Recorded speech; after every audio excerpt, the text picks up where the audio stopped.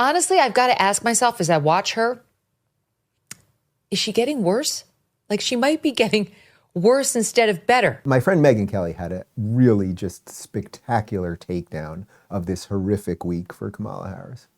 We are tracking the ongoing absurd media tour of Vice President Kamala Harris. I mean, it's basically, let me tell you what happened.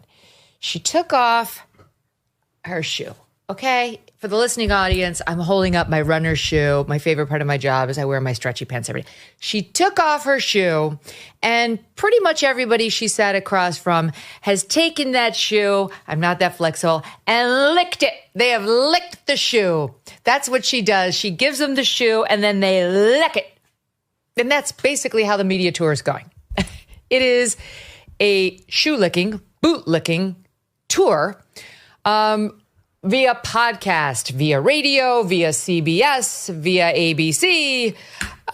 Take your pick.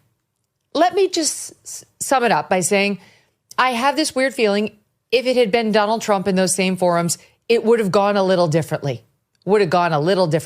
Honestly, I've got to ask myself as I watch her, is she getting worse? Like, she might be getting worse instead of better.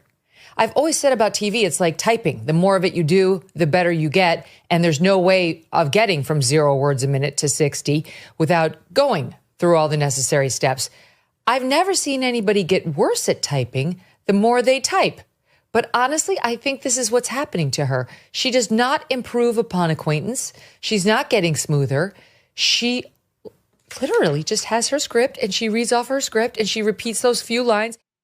I just love Megyn. I love Megyn. She's making an interesting point about Kamala seemingly getting worse right now, right? So she does the coup. They do the coup in July.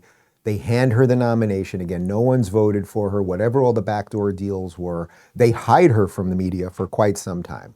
I will give credit where credit is due. She was decent at the one debate with Trump. It wasn't decent in that she told the truth. She lied about absolutely everything and she had the moderators on her side. But meaning she stood up there, she didn't cackle like crazy, she didn't do all of the weird inflection and intonation things that she's always doing. So like there was something there around that.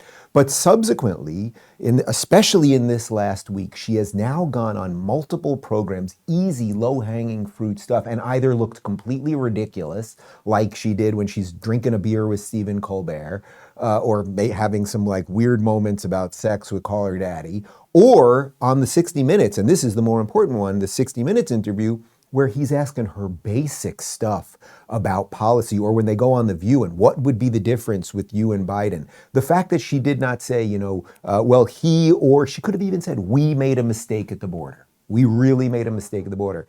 But she is actually not good at this. And that's why this is the challenge of an individual, Donald Trump, who largely represents the people, versus I'm telling you, she is an AI candidate. She doesn't represent anything other than the machine.